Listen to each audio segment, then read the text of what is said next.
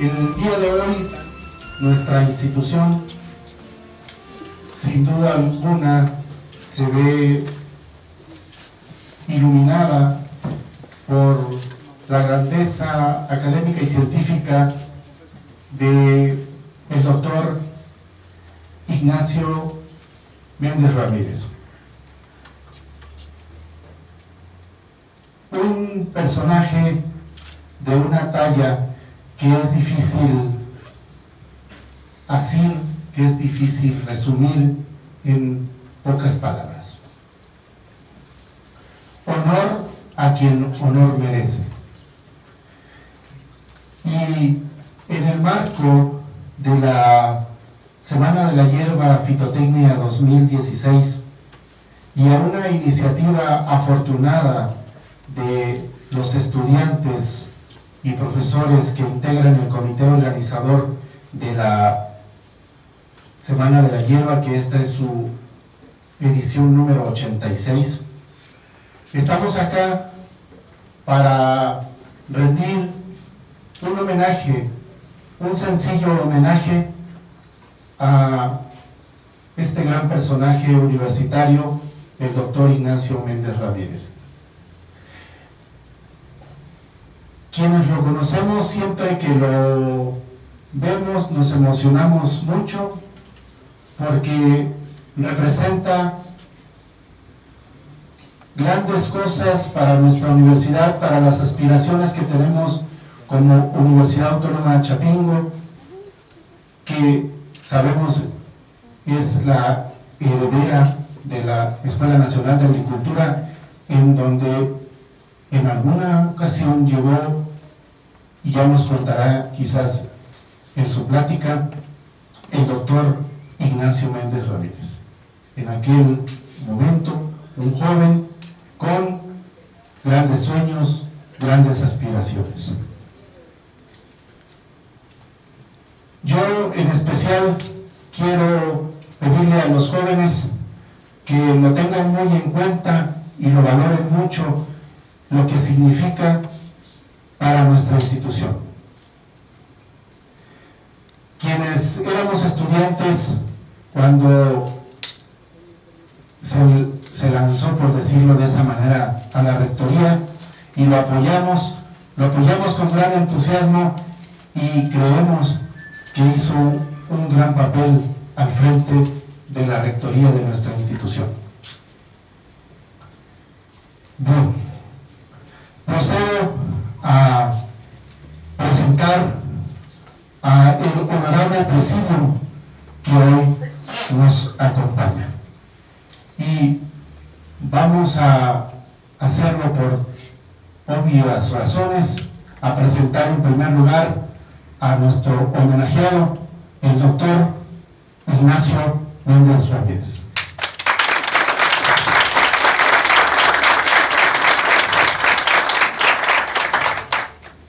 Toda vez que estamos en el Departamento de Parasitología, agradecemos la hospitalidad del ingeniero Otón Espinosa, director de este departamento.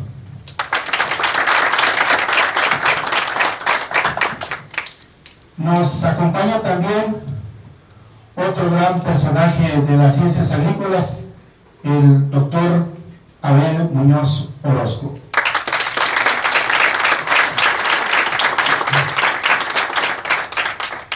Junto a él se encuentra el doctor Aureliano Peña Lomelí, quien ha sido rector de nuestra institución.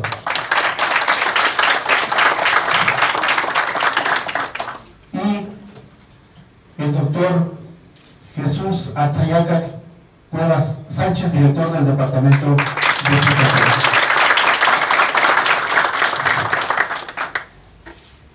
Es también justo informarles que además de esta iniciativa en el marco de la Semana de la Hierba, este homenaje es un esfuerzo conjunto que ya nos permite avisorar quizás luz en el camino, porque se han juntado 5 departamentos para hacer este homenaje: parasitología, fitotecnia, agroecología, irrigación y suelos, entiendo. Son los 5 departamentos que se han unido para hacer este homenaje, y quizás algunos crean que pueda estar equivocado, pero para un homenaje no solamente a un agrónomo chapinguero, sino a un agrónomo y matemático universal. Bien, agradecemos al honorable presidente que nos acompaña hoy en este homenaje, y voy a pedirle a la compañera Itzel Ayala Valderas, estudiante del 7º grado de Fitotecnia, que nos haga el favor de dar una breve semblanza del doctor Ignacio Méndez Ramírez. Muy buenas tardes, presidio. Voy a relatar una breve semblanza del doctor Ignacio Méndez Ramírez. Para empezar, él estudió como ingeniero agrónomo en la Escuela Nacional de Agricultura, ahora Universidad Autónoma Chapingo, del año 1958 a 1961. Realizó sus estudios de maestría en Ciencias en Estadística por el Colegio de Posgraduados de 1964 a 1966. También realizó su doctorado en Estadística por la Universidad del Estado de Carolina del Norte en Estados Unidos del año 1967 a 1970. Sus campos de especialidad son filosofía de la ciencia y metodología de investigación, muestreo y diseños experimentales y análisis multivariado. En cuanto al campo de la docencia, ha sido profesor de tiempo completo en la Universidad de Sonora, en la Escuela Nacional de Agricultura, ahora Chapingo, en la Facultad de Ciencias de la UNAM, en la maestría en Estadística del Colegio de Posgraduados, en la maestría en Estadística en UNAM, en la especialización en Estadística Aplicada, profesor de 122 cursos cortos intensivos de 20 a 60 horas sobre metodología, muestreo y diseños experimentales, en varias instituciones de México y del extranjero, tales como Argentina, Guatemala, Colombia, Venezuela y Perú. En cuanto a puestos académicos y administrativos relevantes, fundó y coordinó la especialización en Estadística Aplicada de la UNAM de 1982 a 1983. De 1983 a 1987 tuvimos el honor de que fuera rector de nuestra universidad. Del año 1988 a 1996 fue director del Instituto de Investigaciones en Matemáticas Aplicadas y en Sistemas de la UNAM, con 2 periodos reglamentarios de 4 años.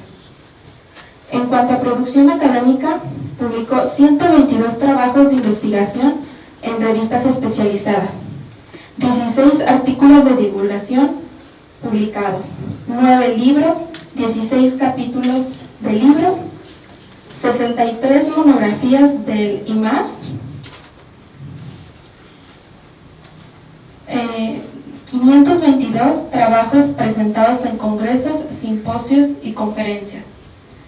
Dirigió 47 tesis de licenciatura de ingenieros agrónomos, actuarios, matemáticos y biólogos, 13 tesinas de especialidad en estadística aplicada, 34 tesis de maestría en ciencias, estadística, matemáticas y biología, y 7 tesis de doctorado y 18 como miembro de comité tutorial. Algunas distinciones importantes: por el Instituto Interamericano de Estadística, miembro titular, electo en 1974, por la Academia Nacional de Medicina, electo como académico en junio de 1978.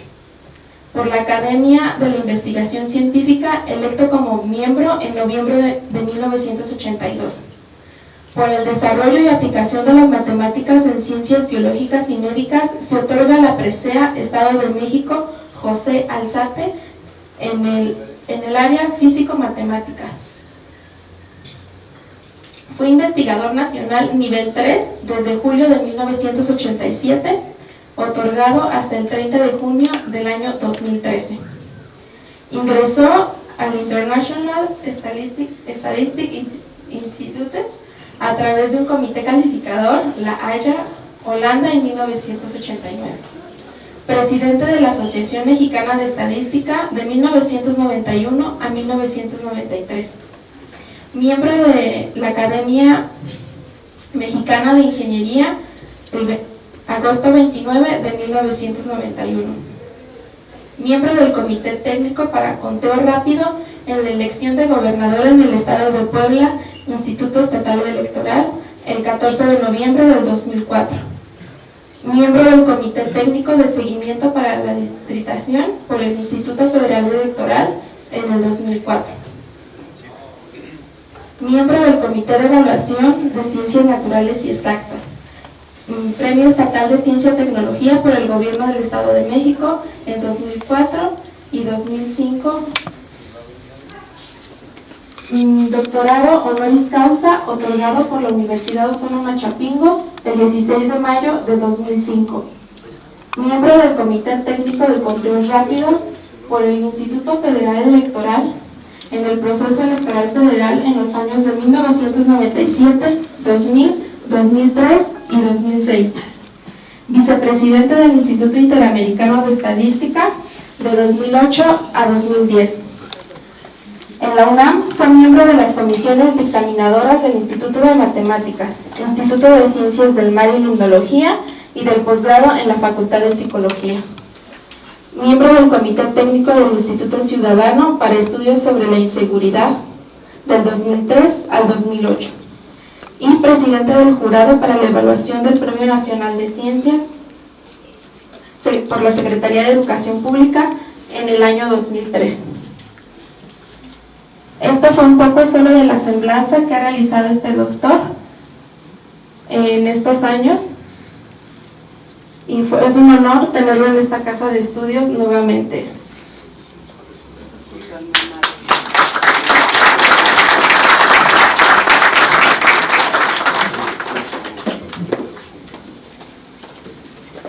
Agradecemos a Itzel Ayala Valderas que nos haya ilustrado un poco con algunos datos de la amplia carrera académica y científica de nuestro homenajeado el día de hoy, el doctor Ignacio Méndez Ramírez. A continuación voy a cederle la palabra al doctor Ignacio Méndez Ramírez para que nos ilustre y nos cuente sus experiencias y podamos aprender un poco más, mucho más de lo que ya hemos aprendido en las etapas que nos ha tocado convivir con él. Recuerdo, lo tengo muy presente, cuando empezó la campaña para ser rector de la universidad. Nosotros éramos parte de su comité de apoyo estudiantil, aunque yo me veo más avejentado que él, ¿verdad? Entonces, estábamos allá en el edificio antiguo de Fitotecnia, y nosotros estábamos nerviosos porque se aproximaba al otro día la votación, y pues ustedes saben, siempre hay la incertidumbre, y nos tranquilizó y nos dijo: no se preocupen, vamos a ganar. Como buen estadístico tenía ya muchos datos en sus manos, ya había sondado la situación, y nos dijo: no se preocupen, vamos a ganar. Y efectivamente, al otro día estábamos muy contentos quienes lo estábamos apoyando para rector, porque era el nuevo rector de nuestra institución. Doctor, podría seguir diciendo muchas cosas de las experiencias que yo tuve en ese periodo, en el rectorado en el que dirigía nuestra institución, pero lo queremos escuchar, y pues adelante, un aplauso para nuestro querido doctor Ignacio Méndez Ramírez.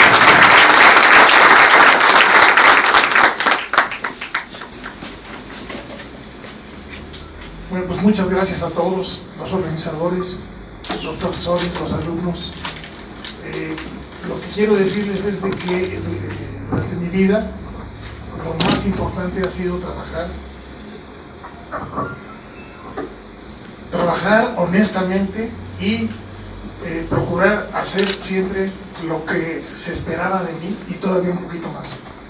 Como decíamos en el americano, échale muchas ganas y pásate de eso. Entonces, la vida me llevó por diferentes caminos y yo les voy a comentar haciendo énfasis en mi tránsito en aspectos agronómicos. No voy a hacer mucho énfasis en lo que pasó después, ya como estadístico y matemático. Cuando estaba en la secundaria, me gustaba la biología y me gustaban las matemáticas.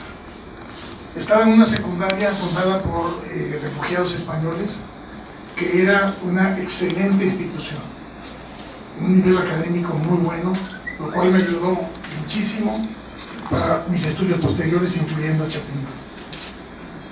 Y como me gustaba la biología y la matemática, había un tío mío que estaba todavía en Chapingo, era el ingeniero Gustavo Ramírez Chaboya, que me platicaba de que aquí había los cursos de genética, porque de eso pues, lo veíamos muy superficialmente en los cursos de biología de la secundaria, pero con eso no teníamos ni idea clara de lo que era la genética. Él me dijo, allá vas a poder estudiar con más profundidad los aspectos de genética. Y por cierto, era genética aplicada a plantas, lo cual era totalmente cierto. Y aparte de eso, como carrera de ingeniería, la formación que teníamos aquí en Chapingo en matemáticas era muy buena, que me sirvió después para el doctorado.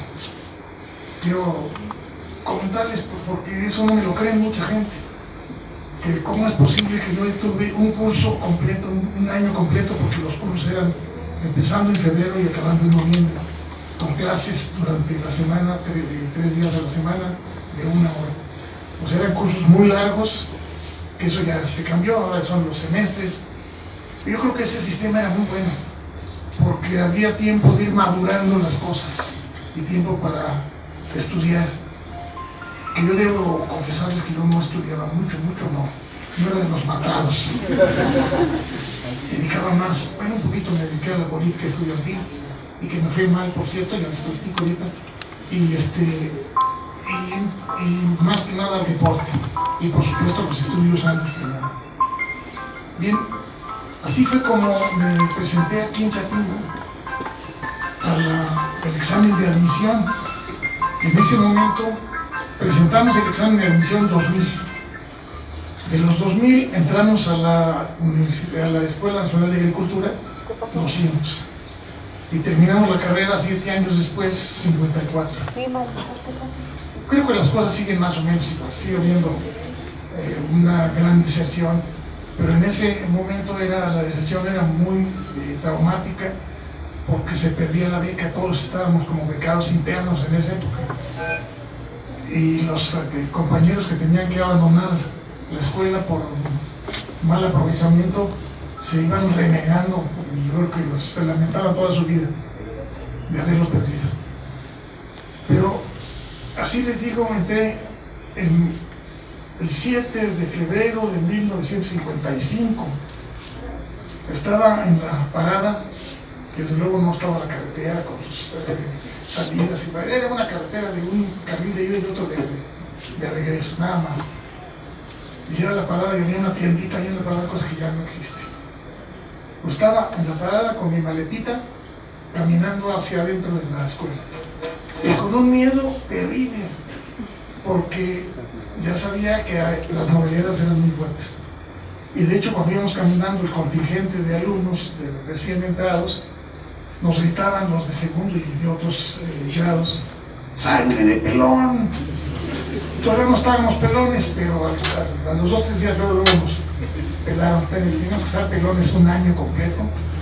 Aquí Abelito se está viendo porque él estaba en segundo, pero no era de los que golpeaban.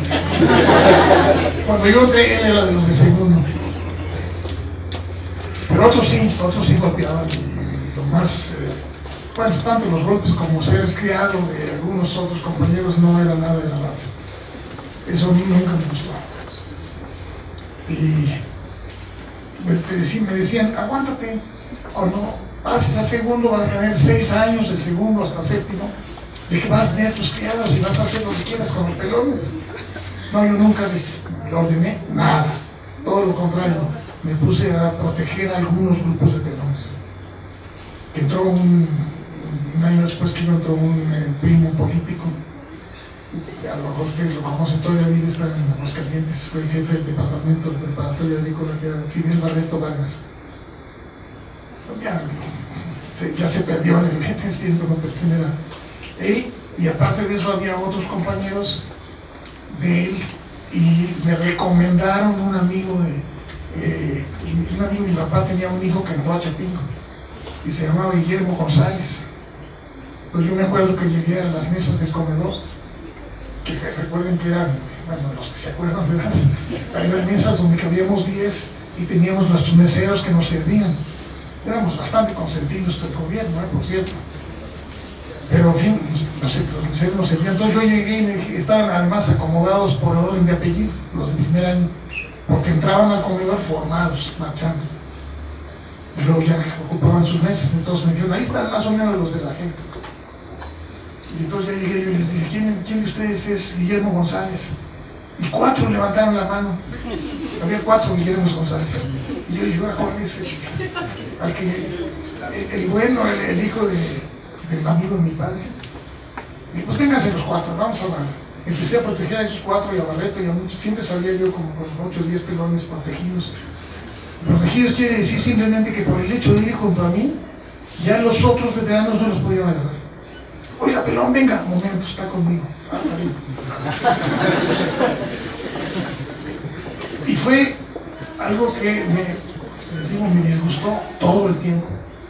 Y cuando estaba en 7º año, bueno, me adelanto un poquito, ¿verdad? Participé como candidato a secretario general de la Unión de Estudiantes. Por eso era obligadamente los que estaban en sexto. Pero perdí. Me ganó un compañero de economía. Pero bueno, echando a perder se aprende. Yo aprendí, bueno, yo hacía mi campaña y pensábamos que la campaña era muy buena, pues no, resultó que no era buena. Eran algunas ilusiones que nos hacían. Pero se va aprendiendo sobre la vida, ¿no? Pero al siguiente año hubo un movimiento para acabar con las movilidades. Y hubo una votación que dividió a la escuela entonces en 2 grupos. Los unos y los dos, que era el nombre de las propuestas. La propuesta 1 era que se acabara con las movilidades y la propuesta 2 era que no se acabaran. Entonces a los que estaban por el lado de que no se acabaran les decíamos los dos, porque venían de la propuesta 2 y yo era de los unos. Pero se ganó por poquito margen la de los unos. Y entonces ahí a medio año, un poquito más avanzado el medio año, el año escolar se acababa en noviembre, les digo, yo creo que estaríamos por ahí por septiembre cuando ocurrió esto. 7 de julio. Ah, bueno, más que septiembre. Más o menos, me falló por un poquito, 7 de julio. Entonces, a los alumnos de primero en el auditorio les dije, quédense, levántense ya. No, ya están liberados, ya no son creados. Y hubo todavía mucho jaloneo. Cuando yo salí, siguió habiendo jaloneo, pero finalmente se acabaron las movilidades.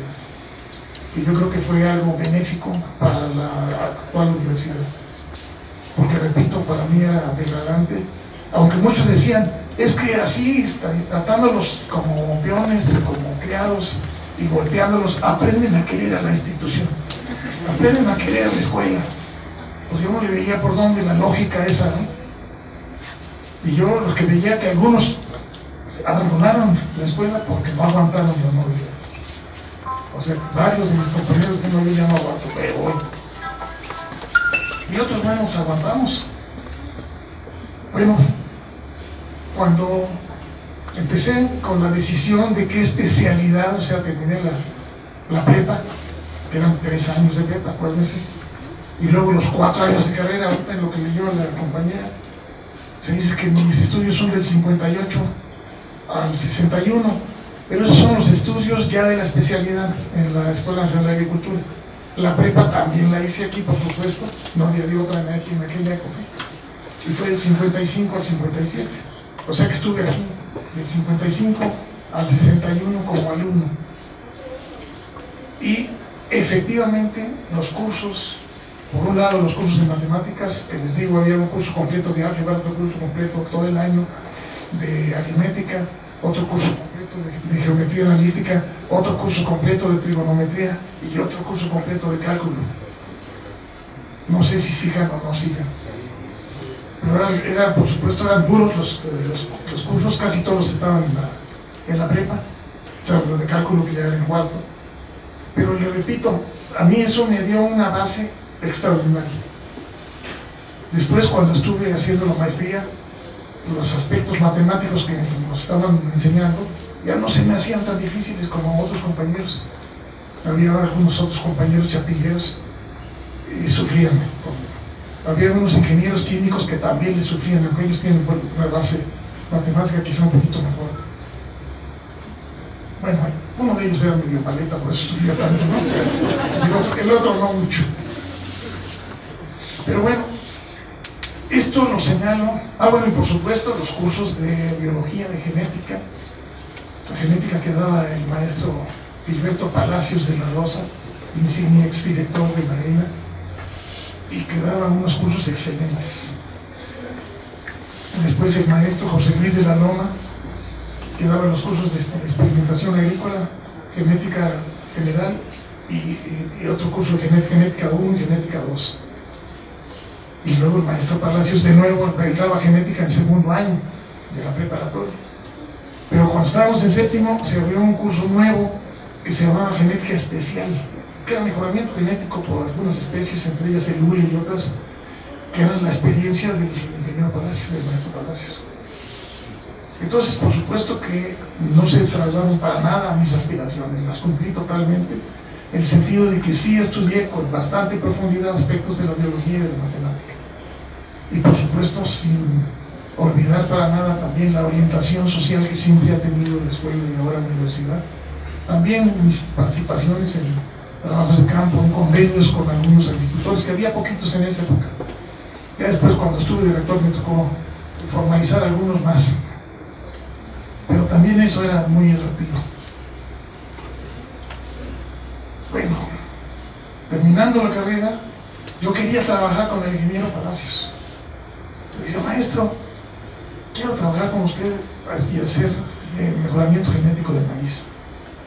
Y sí, como no, nada más que tuve no sé si buena o mala suerte, pero cuando yo terminé se estaban fundiendo un antiguo instituto de investigaciones agrícolas y la oficina de estudios especiales, que era de la Fundación Rockefeller, que también hacía investigación agrícola como desde 1945 que se empezó, y se estaban fundiendo en lo que era el INEA, después de INIPAP, en ese momento era el INEA, y entonces había un relajo con las plazas. Entonces el maestro me dijo, no, y él era el jefe del departamento de maíz. Me dijo, fíjense que ahorita no hay trabajo, no hay plazas.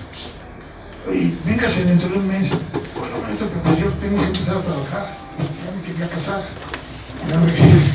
Me casé a los 3 meses de terminar la carrera. Entonces ya le dije, oiga, maestro, ¿qué tengo que trabajar? No se preocupe, le voy a conseguir un trabajo.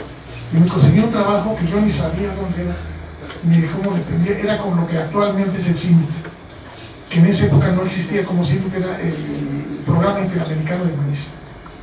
Y entonces ya me dijo, usted presente en tal lugar, tal día. Ya llegué, pues usted, véngase. Y entonces ya empecé a trabajar con ellos. Y entonces hice el mejoramiento genético de maíz. Teníamos un campo experimental en Tepalcingo, en Morelos, muy cerquita de Cuautla. Y así allí poníamos experimentos y además planeábamos todo el programa de polinizaciones, todas las cosas que se debían hacer entre tal variedad con tal otra, autofecundaciones, era bastante trabajo, sobre todo en la época de polinización, pero era pesado, porque estábamos a 40 grados, 42, 43 a veces, y con 90% de humedad, 80 o más. Y luego el polen del maíz se nos pegaba en el brazo. Yo siempre andaba de camisa corta porque también quería presumir del atlético. Entonces andaba de camisa corta, el uniforme que nos daban, yo lo recortaba para que quedara de camisa corta. Me regañaban los militares, pero no les hacía caso, no pasaba nada, ¿no? Pero bueno, entonces era bastante pesado ese trabajo, pero sin embargo a mí me costaba el trabajo. Y ahí sembré lo que fue un experimento con el que hice la tesis de ingeniería agrónoma. Era un diseño de parcelas divididas para ver los aspectos de heterosis en cruzas de varias variedades con la raza pepitilla. Así se llama la tesis, heterosis en cruzas varietales con la raza pepitilla. Y entonces, por supuesto, otra experiencia, y dos experiencias de ese campo experimental de Tepalcingo. Una, que nos decían, después de las 3 de la tarde no tienen que hacer polinizaciones, hasta las 3. Entonces estábamos desde las 9, 10 de la mañana trabajando durísimo, corriendo para poder acabar lo más que se pudiera todos los planes de las cruzas que se hacían de las diferentes líneas de maíz. Y después yo me pregunté, bueno, ¿por qué? ¿Por qué no ponemos después de las 3? Yo no veía ninguna razón. Bueno, yo dije, pues voy a polinizar algunas a las 4 o 5 de la tarde. Se dio perfectamente bien el grano, se llenó la mazorca, no había problema. Después me enteré que era una recomendación que venía de Estados Unidos, donde los programas de mejoramiento genético de maíz, en particular en Iowa y otros estados del centro de Estados Unidos, tienen un verano calientito, también 40, 42, 43, pero la humedad relativa es muy baja. No sé cuánto, pero no sé, 40, 50%. Y entonces esa recomendación tenía mucho sentido, porque después de las 3 de la tarde se desecaba el grano de polen. Y entonces, aunque lo pusiéramos arriba del estigma, no se daban los granos de maíz. Pero aquí no. Entonces ahí dije, híjole, hay que tener cuidado con lo que nos dicen, que cómo deben ser las cosas. Hay que someterlas a escrutinio, de acuerdo con lo que sabemos y de acuerdo con nuestra propia lógica, y tratar de criticar lo que vemos y lo que nos dicen. Bueno, de ahí, trabajando con el programa interamericano de maíz, me mandaban a poner experimentos en diferentes lugares de México. Por ejemplo, uno en Ameca, otro en Veracruz, en diferentes lugares. Y ahí también fue otro aprendizaje que quiero comentarles. Íbamos a poner un experimento con un agricultor cooperante, que por cierto ya estábamos saliendo de un dogmatismo terrible que yo considero que le hizo daño a la investigación agrícola en México. El dogmatismo era que toda la investigación agrícola debería hacerse en los campos experimentales, y nada más. Y luego los agrónomos decían, estos campesinos son medio tontos, les decimos cómo deben sembrar y cómo fertilizar y control de plagas, etc. Y no nos hacen caso. ¿Por qué será? Pues simplemente porque las recomendaciones no eran buenas, porque eran recomendaciones en condiciones muy favorables para los cultivos, con terreno bien planito, bien fertilizado, bien regado, que era lo que se tenía en los campos experimentales. Y eso no era nada más aquí en Chapingo, era en todo el país. Y entonces ahí ya empezábamos, cuando estaba yo en eso, a tratar de hacer experimentos con agricultores, en el terreno de los agricultores, no en el campo experimental. Como el de la tesis era un campo experimental, pero este ya era otro experimento. Y entonces llegamos al lugar, que había un señor fulano que había que contratarlo, ya nos iba a dar el terreno, y yo iba con un ayudante, que era una bellísima persona, don Guadalupe Guevara Calderón, hermano de un doctor Guevara Calderón, egresado de Chapingo. Pero don Guadalupe había terminado mal la primaria y se quedó como ayudante de campo para los experimentos, y tenía mucha experiencia. Entonces, a la hora que estábamos trabajando, trazando el experimento, los cablecitos que poníamos ahí, los hilos, me dice el agricultor, oiga, de aquí para acá son 100 metros. Y me dice don Lupe, no se cree, ingeniero, no son como 60. No va a caber el experimento, era un experimento relativamente grande, no va a caber. Híjole. Entonces sí, me enfrenté a una decisión, y por allá aislado en Ameca, lejísimos de Chapingo, y de algunos doctores que ya había en el propio programa interamericano de maíz. Y no había celulares para decir, oigan, ¿cómo ya hago? No. Ahí había que tomar la decisión. Y para mí esa es otra enseñanza importante. Hay que tomar la decisión lo mejor que uno puede, pero tomar. No queda de otra. A veces uno se equivoca, a veces no. Entonces yo ahí pensé, tengo dos opciones. Disminuir el tamaño de la unidad experimental, que era de 4 surcos, 10 metros, a 2 surcos. Y eso ya cabía perfectamente bien. O poner la cuarta repetición, porque además poníamos las consabidas 4 repeticiones, esa es otra cosa que criticaba yo mucho. No tenía por qué ser necesariamente 4 todo el tiempo, pero yo lo veía como parte del método científico. No es cierto, pero bueno, a ver, ya sabe de eso también. Y entonces puse la cuarta repetición, pues como a 30 metros de donde estaba el resto del experimento. Pero yo no estaba seguro de si estaba correcto o no, pero era un bloque completo. Y ya después con mis estudios, incluso de doctorado, que fue una decisión perfecta, no hubo falla. Pero yo la tomé a base de pura intuición, no tenía la seguridad. Estuvo bien, la otra hubiera sido peor porque entonces aumenta problemas de representatividad de la parcela, problemas de error experimental más grande, etc. Pero así pasa, uno se tiene que enfrentar a algunas decisiones. Pero por cierto, ahí en ese lugar, en la Meca, el señor que nos prestaba el terreno para hacer el experimento, le dice: ingeniero, apúrense, eran como las 10 de la mañana, apúrense porque a las 4 va a llover. Así con una seguridad, a las 4 va a llover. Yo dije, bueno, pues por si las dudas hay que apurarse, ya estamos trabajando. Estábamos ya terminando cuando de repente empiezan a caer las gotitas de agua. Veo el reloj, las 4 de la tarde. Dije, ay, joder, ¿cómo le hizo este señor? Le pregunté, oiga, ¿cómo supo usted que iba a llover exactamente a las 4? Pues aquí no hay ningún observatorio meteorológico ni nada de eso, ¿no? Dice, no, mira, es que aquí cuando están esos cerros, ahí vienen las nubes de tal manera y se acercan y entonces va a llover.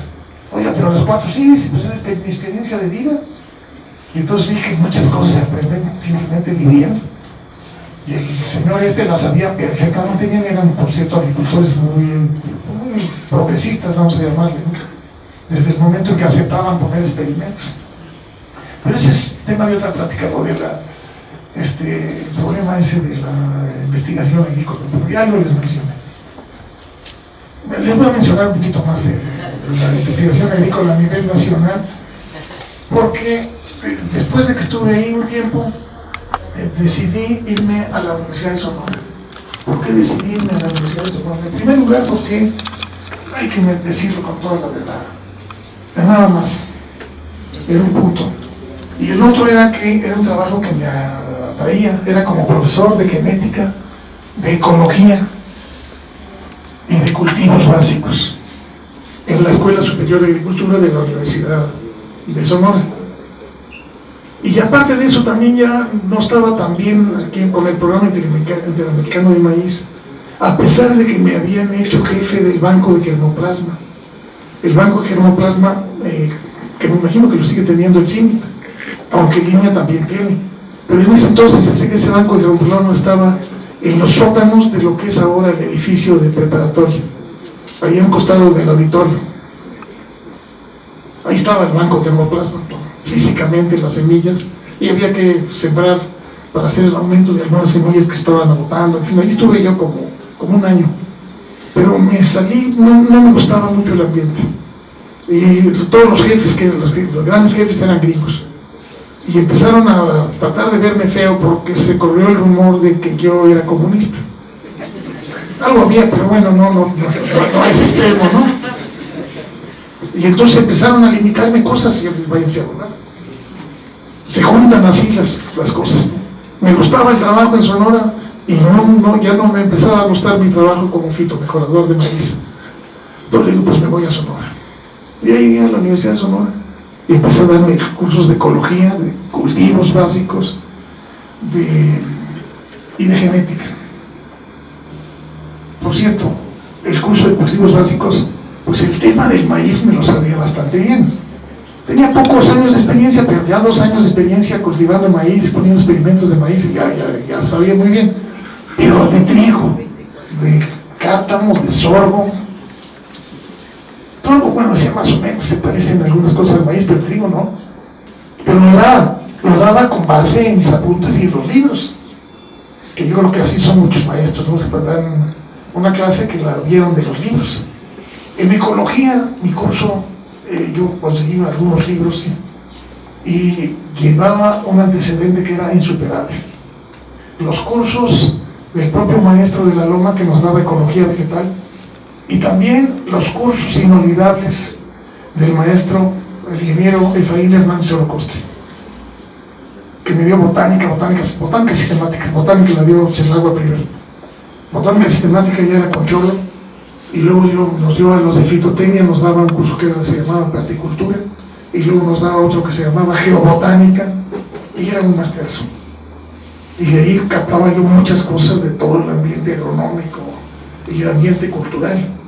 Que por cierto, otra vez haciendo un paréntesis, cuando hacíamos algunos viajes de estudios íbamos con el maestro Xolocotl y nos hacía caminar un chorro, a subir ese cerro ahí, vamos a ver la vegetación que hay allá arriba, y a ver ustedes, vámonos. Yo le aguantaba el paso perfectamente bien, pues yo estaba bastante entrenado, porque me gustaba mucho siempre el deporte, era del equipo de fútbol americano de Chapingo. Pero muchos iban quedando hasta que llegamos hasta arriba con él. Pero lo interesante era que llegábamos en la noche al hotel, a un lugar en Tabasco, recuerdo una vez, y entonces llevamos al hotel de la noche y casi todos, incluyendo a mí, íbamos a echarnos unas copas. Y regresábamos ya como a las 11, 12 de la noche al hotel. Y él también estaba con nosotros, a veces hasta se quedaba un poquito más, porque entraba también macizo el maestro. Y yo decía, pues, a las 6 de la mañana los quiero aquí, porque sale el camión a las 6 de la mañana. Pues a las 6 de la mañana ya andaba levantándonos. No puede ser, no, vámonos. Entonces esa era también otra enseñanza de vida, ese maestro era muy especial, pero obviamente muy perspicaz, un gran científico y era un gran maestro. Aunque a veces nos insultaba, ¿no? Pero ya sabíamos que era de broma, ¿no? Pero en fin, todas esas experiencias me sirvieron mucho para que mis cursos allá en la Universidad de Sonora, pues yo diría que no eran tan malos. A mí me gustaban y le gustaban a los alumnos, que era lo más importante, ¿no? Pero ahí empezó un quiebre en la vida. El que daba las clases de estadística allá en la Universidad de Sonora, que algunos de ustedes lo conocieron también, era el doctor Alfonso Carrillo. Dejó los cursos de estadística para venir acá al Colegio de Postgraduados a hacer la maestría. Y entonces se quedaron libres los cursos de estadística allá. Entonces me llamó el director de la escuela y me dice: ingeniero, quiero que usted dé los cursos de estadística. Le vamos a pedir que ya no dé de cultivos básicos, siga dando experimentación genética, pero dé los cursos de estadística, métodos estadísticos. Y bueno, está bien, ni hablar. Y ya empecé a dar los cursos también, y me gustaron. Otra vez como y lo malo, bueno, no sé si bueno o malo, pero me gustó mucho la estadística. Para prepararme bien, empecé a entenderla. Ya había llevado algunos cursos aquí en la ENA, pero la verdad no les entendía muy bien. Ahora, bueno, no los critico porque eran alineamientos. Posiblemente no eran suficientes. Entonces ya por mi cuenta estudiando muy duro y me gustó. Y entonces cuando otra vez se juntan dos cosas, las ganas de continuar estudiando y por el otro lado los movimientos políticos. Allá en la Universidad de Sonora había habido un movimiento para elegir rector y el ingeniero director de la Escuela de Agricultura, Escuela Superior de Agricultura de la Universidad de Sonora, obviamente era chapinguero, y por supuesto que yo estuve en su comité de apoyo para la rectoría y estuvimos haciendo algunas, visitando grupos y con cartelones y otra serie de cosas. Y el rector, en ese momento, que era un médico, quería reelegirse y lo consiguió, se reeligió, pero entonces hizo una represión contra todos los que habían estado en contra de él y empezó a cortar los recursos, a pesar de que a mí me nombraron jefe del campo experimental de investigaciones agrícolas de la costa de Hermosillo. Me dieron mi flamante camioneta estrenada para recorrer 80 kilómetros para ver ese campo experimental. Y ahí puse yo muchos experimentos con apoyo de los alumnos. Pero el campo era muy grande y se les ocurrió que sembráramos comercialmente. Entonces, vamos a sembrar, se sembraron 92 hectáreas de trigo y yo era el responsable.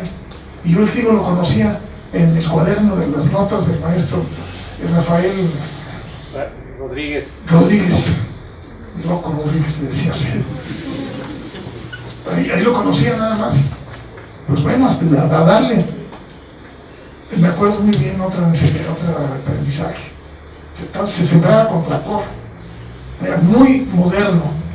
Estaba ya avanzando la llamada Revolución Verde, y que fue en el Valle del Yaqui, uno de los valles más importantes, y también en Hermosillo, en la zona de la costa de Hermosillo, que está zona árida, pero hay pozos, y el reggae con agua se vuelve bastante fértil. Entonces en esa zona, y ya estábamos sembrando variedades de trigo enanas, y que eran resultados de la visión de algunos agrónomos, muchos de ellos chapingueros, de que para incrementar la productividad del trigo, si le metían mucho fertilizante, sobre todo fertilizante nitrogenado, crecía muy alta la planta, pero se acamaba, caía, y entonces bajaba la producción. Entonces lo que hicieron fue genéticamente lograron variedades chapalitas y aguantaban una dosis de fertilizante más fuerte, y la producción se fue para arriba. Y eso fue la base de lo que se llamó después la Revolución Verde. Entonces a mí me tocó, no participar de lleno en ella, pero sí conocer. Esa siembra de 92 hectáreas de trigo sí se hizo ya con la técnica recomendada por los que estaban empujando lo de la Revolución Verde. Que les decía que era muy interesante. Para mí fue todo novedad. Pero cuando empezaron a crecer las plantitas, estaban las plántulas ante el campo. Imagínense un campo grandotote de 92 hectáreas. Y luego yo pasearme por ahí, y empecé a ver, había muchas plántulas trozadas. Y dije, ay, híjole, ¿qué le está pasando? Es una enfermedad, es una bacteria, un virus, tiene mucho bagaje teórico, pero poco práctico, ¿no? Y entonces digamos, ¿qué será? No, resulta que eran los pájaros. Que llegaban las bandadas de pájaros y se comían y había un ayudante de campo, allá un señor grandotote, que otra vez sabía muchísimo, y le dijo, no se preocupe, ingeniero, al rato amacollan y se va a dar muy bien. Y dicho y hecho, amacolló el trigo y se dio muy bien. Entonces aprendí el trigo directamente ahí ya en el campo. Lo que tenía en la ENA sí me sirvió, pero no era suficiente. Siempre los conocimientos teóricos no bastan. Se requiere siempre la práctica y sobre todo pensar qué es lo que se está haciendo y por qué se está haciendo. Desde luego también después sembré algodón y sorgo.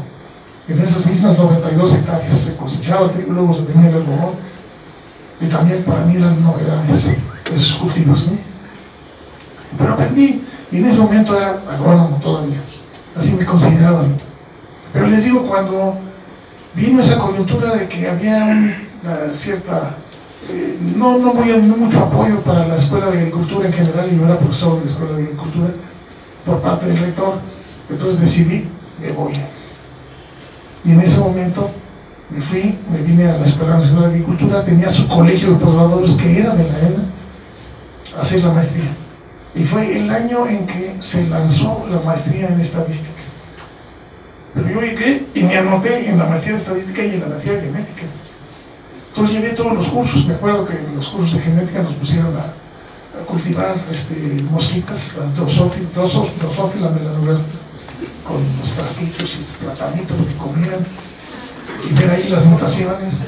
Y hacíamos mapas cromosómicos con base nada más en la información estadística de la frecuencia con que salían los ojos rojos, las alas curvadas y otra serie de mutaciones que aparecían en las moscas. Pero esa era parte de los cursos de genética, de la maestría de genética. Llevé también un curso muy bueno que me lo dio Fidel Márquez, que venía con la maestría. Él acababa de llegar con la maestría y se llamaba genética cuantitativa. Y que para mí era muy interesante porque era la mezcla justamente de genética con estadística, y que eso me gustó muchísimo. Y entonces, cuando me vine de la Universidad de Sonora, ya entré a la maestría y terminé finalmente los créditos de las dos maestrías, pero me recibí nada más de la estadística, que según me dijeron era lo único que se valía nomás no dos. Entonces ya me recibí de maestría en estadística y empecé, desde que estaba haciendo la maestría ya daba clases como profesor de estadística en la ENA. Y me tocó incluso, creo que Pasca estaba por ahí en esos grupos, y otros, ¿no? Los cursos de estadística. Me tocó que daba el mismo curso a 3 grupos, que los de industrias y los de suelos, los de filotecnia por otro lado. Entonces yo de repente decía, pues, si esto ya se los dije, no, es otro grupo, pues bueno, de modo, va de nuevo, ¿no? No me gusta eso, me gusta dar un solo curso para ponerle más atención. Y que he dado muchísimos cursos desde entonces, Pero entonces es importante eso, que estaba dando clases de la carrera de agronomía cuando estaba yo haciendo la maestría. Y les platico otra anécdota. Cuando estaba a punto de terminar la maestría, estaba en el último semestre de la maestría. Los de la maestría en botánica solicitaron un curso de estadística con el maestro Hernández Sorocoste de frente, que era el coordinador de la maestría en botánica. Y entonces fueron a solicitar al Centro de Estadística y Cálculo un curso de estadística. Y había algunos doctores y otros maestros en ciencia y en estadística, pero todos estaban ocupados. No quisieron dar cursos. Entonces dijeron, aunque sea un alumno del último año de la maestría. Como yo tenía buenas calificaciones, me llamaron. Yo quiero dar un curso de maestría. Yo nunca he dado cursos de maestría. No, me dije, no va a ser tan difícil.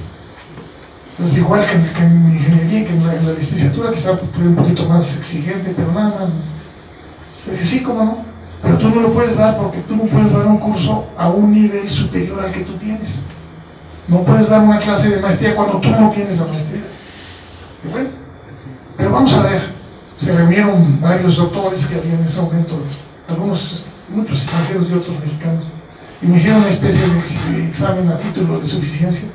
Me dieron una cartita donde decía que me autorizaban para dar un curso de maestría, a pesar de que yo no tuviera la maestría. Y en ese grupo, donde venían los de botánica, en la primera clase, yo estaba dando mi clase y de repente veo entrar al maestro Hernández Sorocoste, seguido de 2 o 3 alumnos. Y entonces yo, maestro, por favor. No, tú sigue. Se sentó el maestro Hernández Sorocoste, digo yo toda la clase, la primera clase. Pero entre los que llevaba como alumnos obligados, ellos no querían llevar estadística. Estaba alguien que después se hizo gran amigo mío, José Sarucán, que fue rector de la UNAM. Entonces ahí estuvo como mi alumno. En realidad somos de la misma edad. Y él estaba igual terminando la maestría, nada más que la maestría en botánica, y yo estaba con la maestría en estadística. Bueno, entonces finalmente terminé la maestría y me quedé, no me acuerdo, como 6 meses como profesor en el colegio de graduados. Pero luego vino y seguía dando clases en la ENA. Básicamente, fitotecnia y daba también a otros.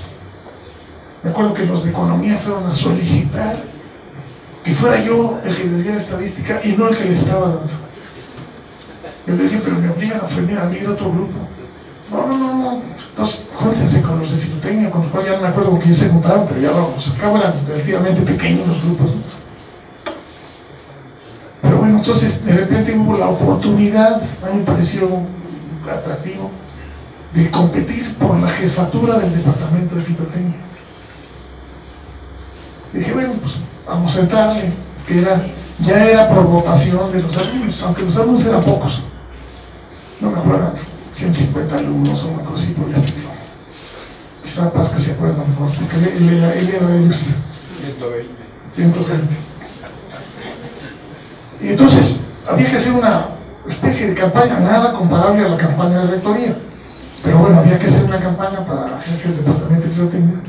Y uno de mis contrincantes era el doctor Uribe Ruiz, Jesús Uribe Ruiz, que después siendo aspirante a la rectoría por varios años, pero ese entonces era aspirante a la jefatura. Pero había una circunstancia interesante, si me estoy pasando demasiado me avisan, ¿no? Entonces había una circunstancia que él era director de alguna dependencia de la Secretaría de Agricultura. Y entonces cuando vino a hablar con los muchachos de fitotecnia, les dijo, pues yo voy a venir como jefe del departamento, pero no voy a renunciar a mi dirección allá la Secretaría de Agricultura. Entonces, pues, ¿pero cómo? Pues hay que, si es la jefatura, pues hay que echarle todas las ganas, ¿no? Y después en la campaña les dijo, a mí obviamente me comentaron, ¿qué prefieren? ¿Medio tiempo de un Einstein o un tiempo completo de un Juan Pérez? Pues que le va ganando el Juan Pérez, ¿no? Ni modo, no sé. Y después competí con él también para la rectoría de la UACH. Y también estaban otros dos personas, Hugo Ramírez y Ernesto Escalante. Bueno, pero quiero nada más hablarles de mis experiencias como agrónomo. Entonces estuve como jefe del departamento de filotecnia. En esa época me pareció interesante que si se intentaba un cambio de plan de estudios, que se hizo, pero había que, antes del cambio de plan de estudios, había que auscultar a los egresados. Entonces fundé una cosa que se llamaba la Academia de Fitotecnia. El colega Abel estuvo en esos actos. Y nos reuníamos en la Ciudad de México, los egresados de fitotecnia que se podían localizar. Y el objetivo era que dieran sus experiencias respecto al currículum de la especialidad de fitotecnia. Y con base en eso salieron algunas cosas importantes. Por ejemplo, construcciones agrícolas no se usaban. Había algunos agrónomos que construían casas, pero ningún fitotecnista, y mucho menos vivían de eso, pero la mayoría no lo usaban. Y sin embargo, llevábamos un curso de fisiología vegetal sin haber llevado bioquímica antes.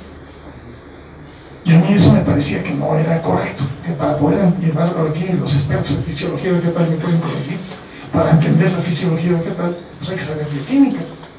Si no, de plano no se puede. Pero así estaba. Entonces se decidió quitarla, poner la materia de bioquímica. A lo mejor algunos sufren con la bioquímica y ahora me van a echar en cara, no, usted es su culpa, no. Creo que era en beneficio de los egresados, para que salieran mejor preparados. Y así también fueron algunos cambios que se hicieron. Pero yo tenía ganas de continuar estudiando. Y vi un letrero pegado por allá en uno de los edificios que decía doctorados en estadística y en economía. Solicitudes en tal lugar, etcétera, ¿no? Y no, pues creo que es buena oportunidad, voy a hacer la solicitud. Entonces me dieron la beca, y lo que me dieron la beca era la Fundación FOR, que en ese entonces, cuando yo estaba terminando la maestría, no había CONACYT, no había manera de conseguir becas de otro lado. Entonces yo dije, bueno, pues, aunque sea de la Fundación FOR, que chocaba un poquito con lo que yo había dicho antes respecto a los gringos, ¿no?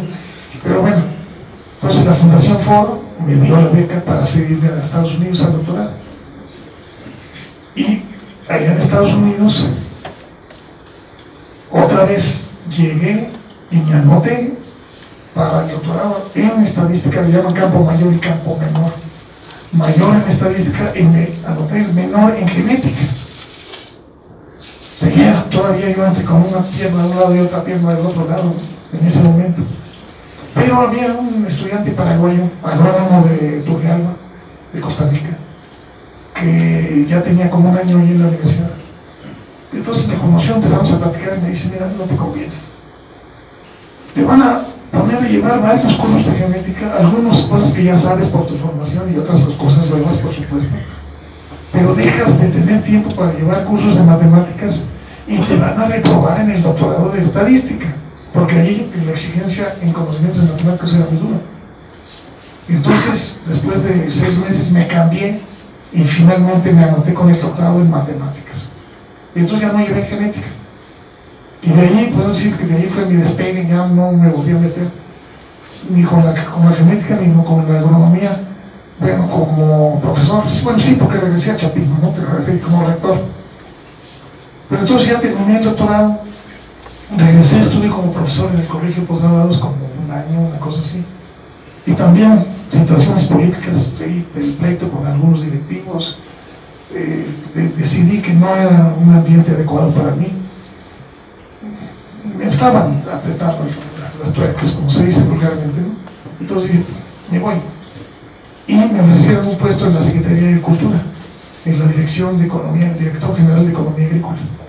Ahí era subdirector general de economía agrícola, que se hacían estudios de toda la dinámica económica de los cultivos y todos los productos de México para aprobar productos de importación, que se importaban arbolitos de Navidad, se importaban aceitunas enlatadas y un montón de productos agrícolas. El permiso para que entraran a México lo daba esa dependencia.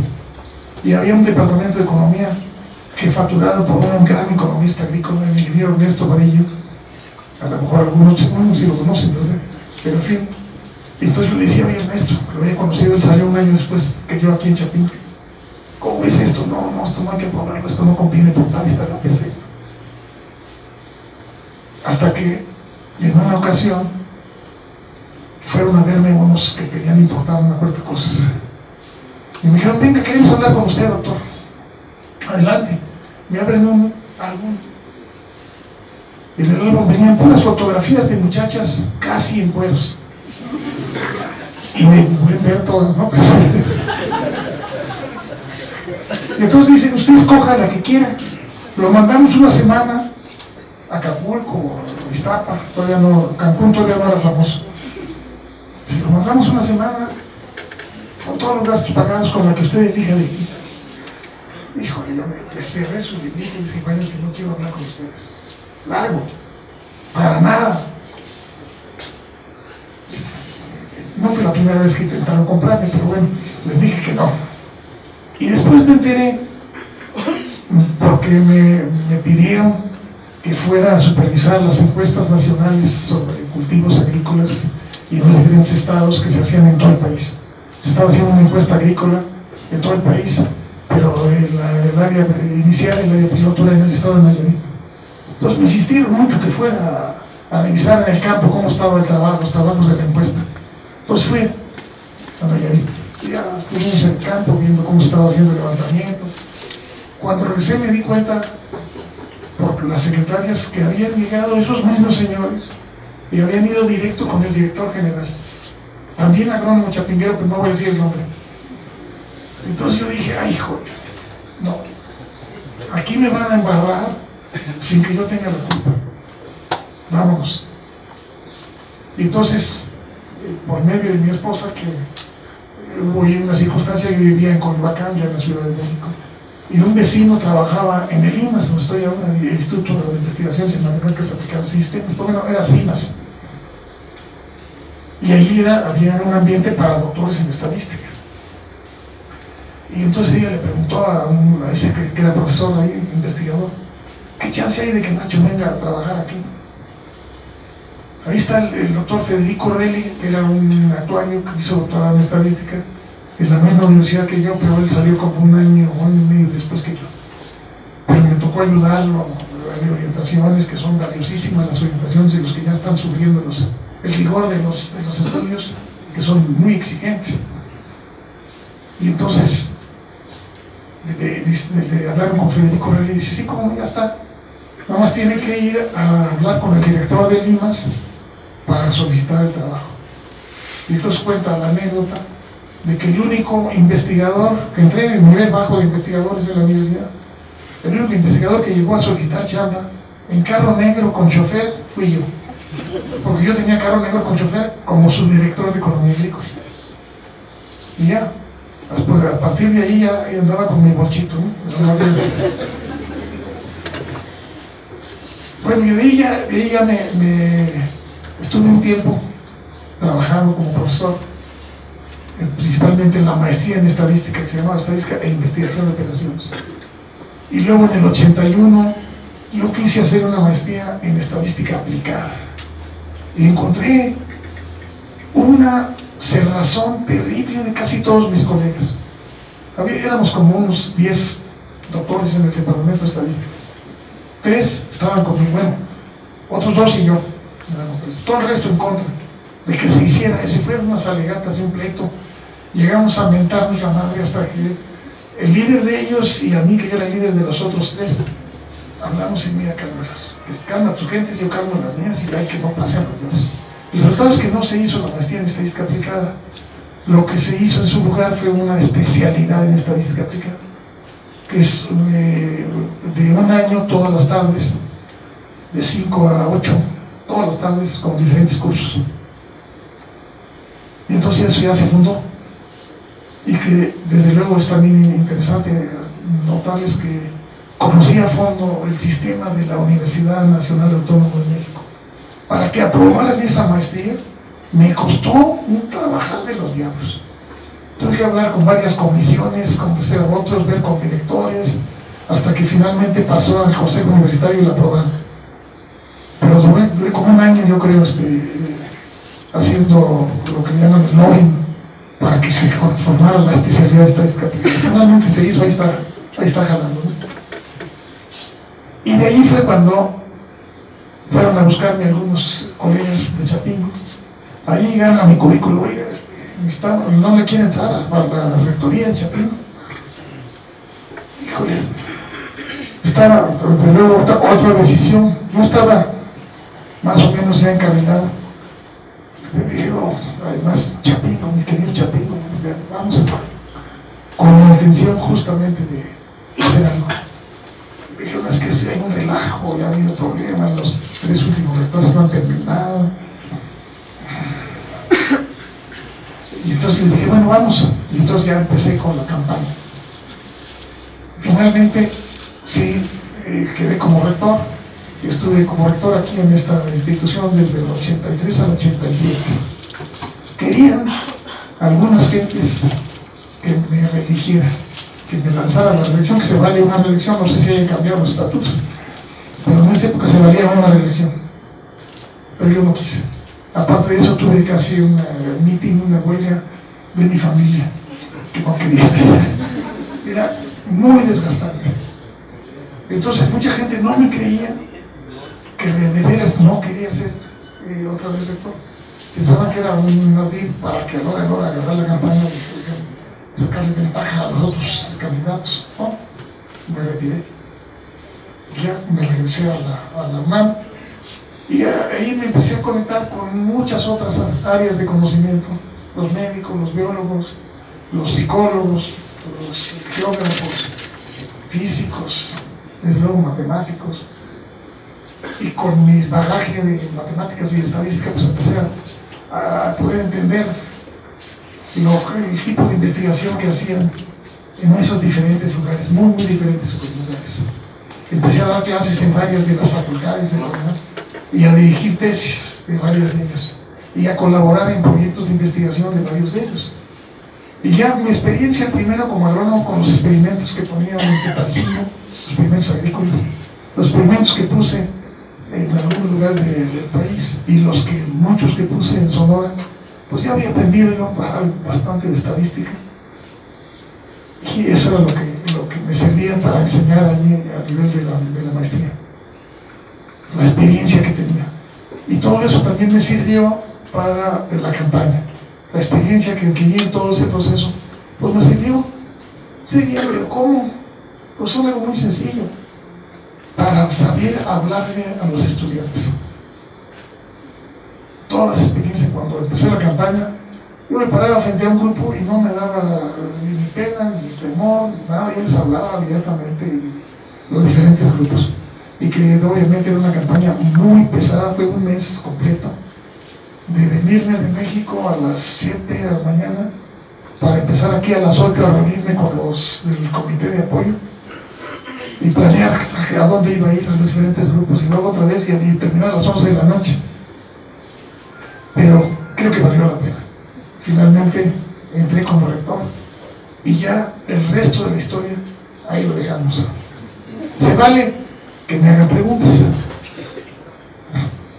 No sé si tenían contempladas las preguntas, porque luego a veces yo rompo el protocolo de los administradores, me dicen, espérate eso. Habla bien. Un aplauso para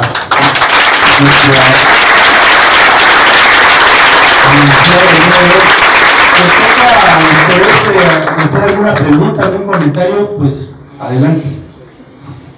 Doctor, con todo respeto, creo que algunos de los aquí presentes, el colega Otón, los profesores, notamos con mucha preocupación que cada vez es más evidente ese sectarismo, no solo entre los DEIs, sino dentro de los DEIs. Y yo tengo muy presente una muy frecuente respuesta de usted cuando le preguntan algo. La respuesta es: ¿y qué opina de los transgénicos o de esto o del otro? Depende. ¿Sí? Como buen estadístico está, digamos, ubicando exactamente. Y eso es lo que yo quisiera que nos hiciera favor de expresar su opinión con el colega Otón, con otros compañeros, amigos. Creemos que debemos de recobrar esa forma de ser de los chapingueros. No lo hemos perdido del todo, pero quisiéramos impulsar. ¿Cómo vería usted esta unión, más que física, conceptual? En todo esto siempre hay intereses y quién va a ser el director de la división y ese tipo de cosas. Pero lo más importante es cómo podemos abordar con base, usted habló de la experiencia de los egresados, la ruta a seguir por nuestra institución. Algunos piensan que vamos por mal camino, no lo sé, depende de qué, doctor.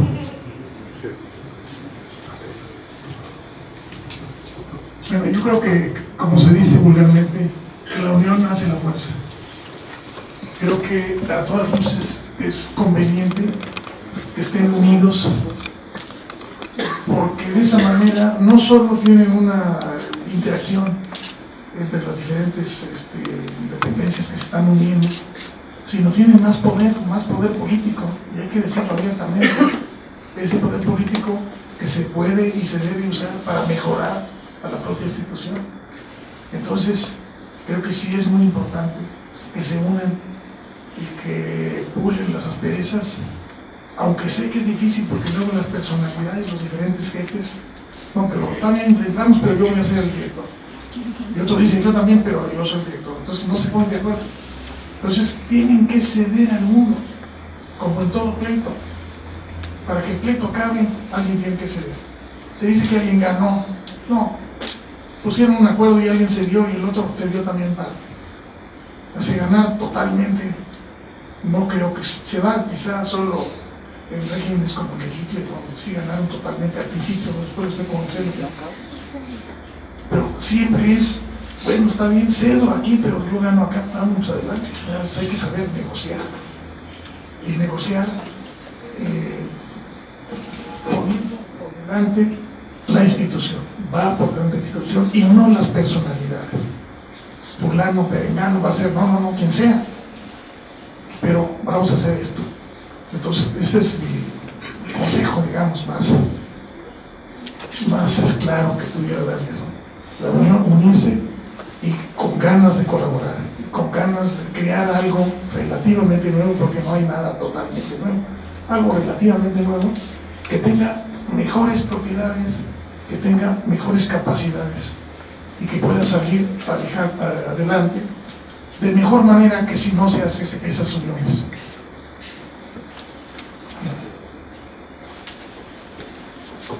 Doctor, primeramente gracias por haber aceptado estar con nosotros.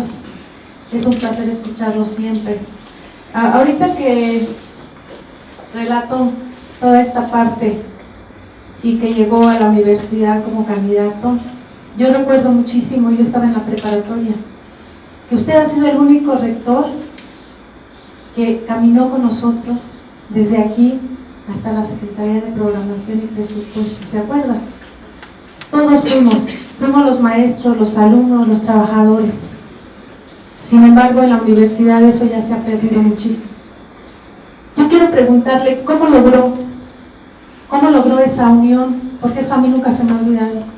Y creo que muchos de los que estamos aquí añoramos que nuestra universidad vuelva a unirse para luchar no solo por el presupuesto, para luchar por una mejor educación, porque esta universidad siga siendo de las mejores de Latinoamérica. Gracias. Bueno, creo que aquí hay que remontarse un poquito a cómo es el proceso de elección de un rector. Pues hay varios candidatos y dentro de la comunidad universitaria, alumnos y maestros, pues se decantan, unos van con uno, otros con otro, con otro. Y entonces empiezan. Y a veces hay campañas sucias, como le han llamado, que sacan cosas que no son ciertas, chismes y cosas de ese estilo. Pero lo más grave es que se va generando una enemistad entre los grupos. Pues yo les puedo comentar un poquito de lo que fue mi experiencia. Cuando yo llegué a la rectoría, obviamente los que me habían apoyado para llegar a la rectoría estaban conmigo, pero el resto de la comunidad estaba en contra mía, y eran más los que estaban en contra. Y entonces, algo importantísimo, yo siempre lo dije, yo soy rector de todos, no nada más el rector de los que me estuvieron apoyando, para toda la universidad.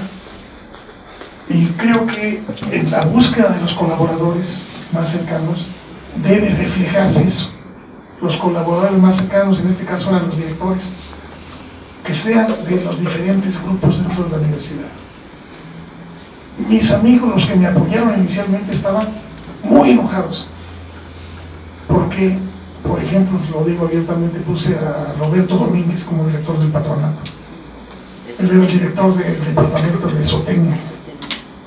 Y ya, cuando hablé con él, le dije, oye, ingeniero, yo quiero que se venga como director del patronato. Oiga, doctor, no puede ser. Yo voté en su contra. Yo estuve totalmente en contra suya. Le dije, sí, pero yo por lo que alcanzo a ver desde la rectoría, tu trabajo como jefe de departamento es bueno. Creo que eres una buena persona. Estaba muy joven. Creo que eres una buena persona que puedes colaborar adecuadamente. Yo había tenido que cambiar al director del patronato. Pero era de los que habían estado en contra mía. Entonces, ese simple hecho hizo que muchos de mis pláticas, que yo decía que era rector de todos, empezaran a tener sentido y empezaran a creérmela. Porque cuando yo lo decía, decían, bueno, sí, de dientes para afuera, pero va a seguir apoyando como rector a los que son de su grupo que lo apoyaron. No, nunca procuré tener ningún grupo consentido. Me pareció sumamente interesante apoyar sobre todo el desarrollo de los centros regionales.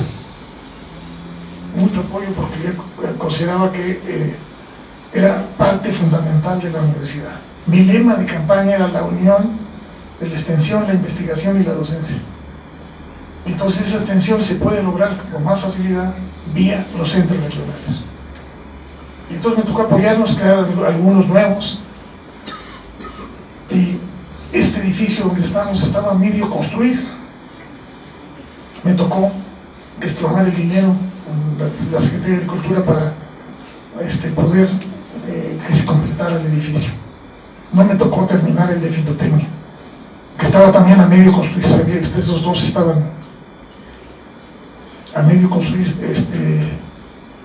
porque se había suspendido porque había habido algunos problemas, acusaciones de malos manejos, que a mí me tocaron de refilón, que esa es otra de las cosas que aprendí y no me gustó. Yo era el representante legal de la universidad.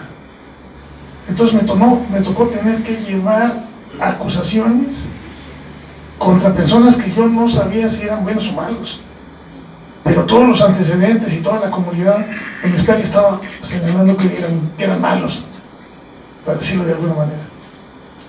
Y entonces algunos me decían de un ingeniero que era de una empresa que hizo las obras y que estaban acusados de malos manejos. En algunas de las muchas entrevistas que tuve con los jueces y con los abogados, me dijo, oiga doctor, pero yo qué le hice, usted, ¿por qué? Pero no, un momento, yo ni te conozco, no es cosa mía. Es todo el movimiento que se había llevado a cabo en la famosa auditoría. Y de ahí en adelante no me di cuenta de que pues ni modo era el representante legal de la universidad y tenía que entrar a asuntos que nunca me han gustado, a los juzgados y a donde se veían hay mordidas y este tipo de cosas.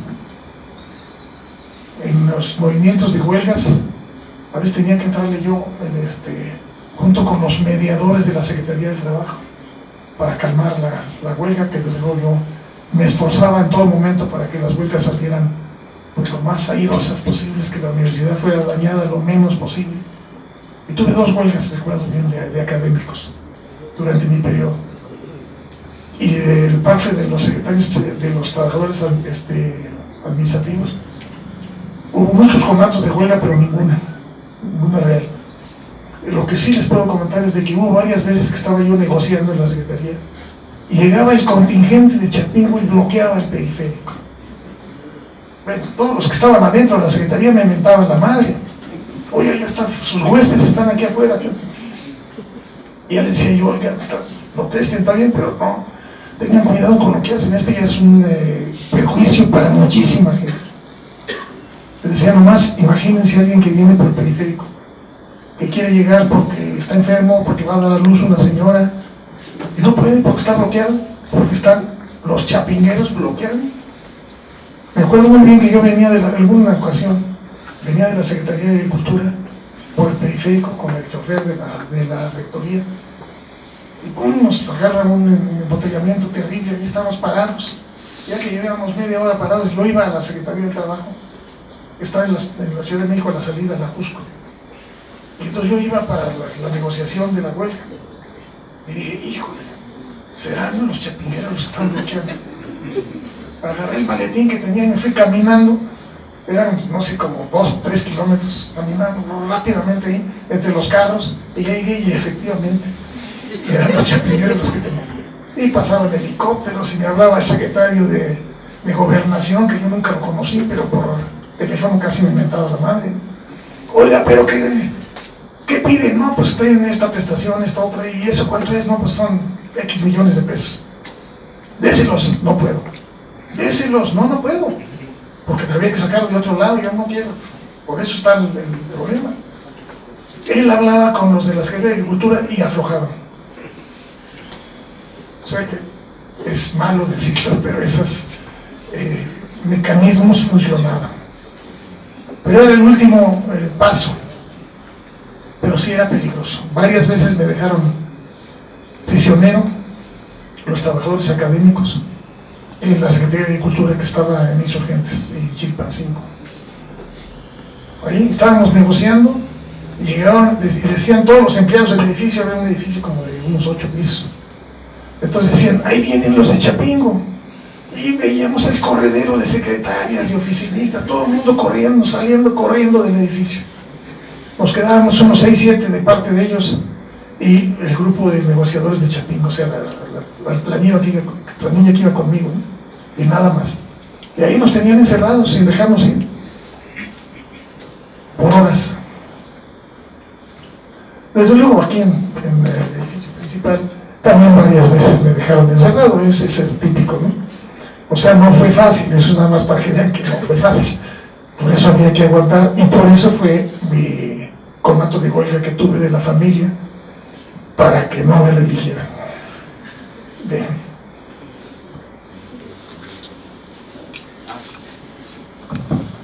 Aquí están ustedes, el mundo. Sí. Doctor, un gusto que esté con nosotros compartiéndonos pues estas vivencias. Ahorita que mencionaba de que siempre hablaba con la verdad, eso era muy claro para todos nosotros.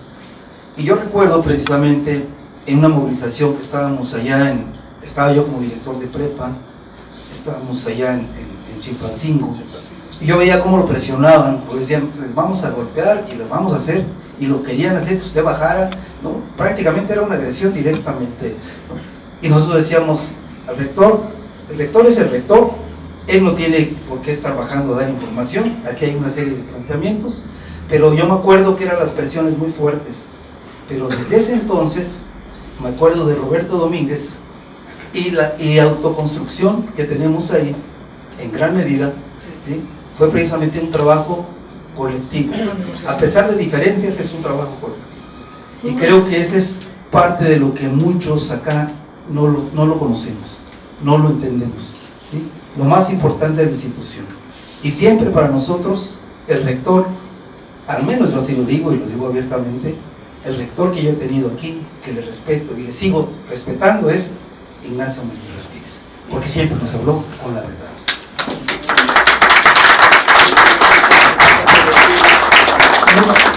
ya que surge el comentario, perdón, Rafael, ya que surge el comentario, esas construcciones, lo que se llama autoconstrucción, fue parte de un proceso de negociación por el presupuesto de la universidad, donde se pedía cierto dinero para mover cosas a otros campos experimentales, se pedía bastante, sabiendo que iba a haber vestidilla roja. Y entonces había una regla de parte de ellos que es que no podemos dar dinero así directamente para esto, para el otro, pero si se hace un programa donde participen los alumnos, era importantísimo que participaran los alumnos, entonces iba a haber dinero. Bueno, entonces se hizo el proyecto de todos los edificios de autoconstrucción. El dinero que ya no era mucho porque la mano de obra fue de estudiantes de Chapingo. Fueron los que levantaron esos edificios y esos departamentos. Yo sé que ahora algunos de ustedes pueden estar viviendo ahí, pero fue parte de un proceso de negociación. Y yo creo que es importante señalar que pues así salen algunas cosas, no hay más remedio, ¿no? Se pide una cosa y se consigue otra, que también es buena. No hay por qué hacerle feo, ¿no? Sí, Rafael, perdón. Bueno, también tengo mucho gusto estar aquí con usted, que estemos recordando buenas cosas.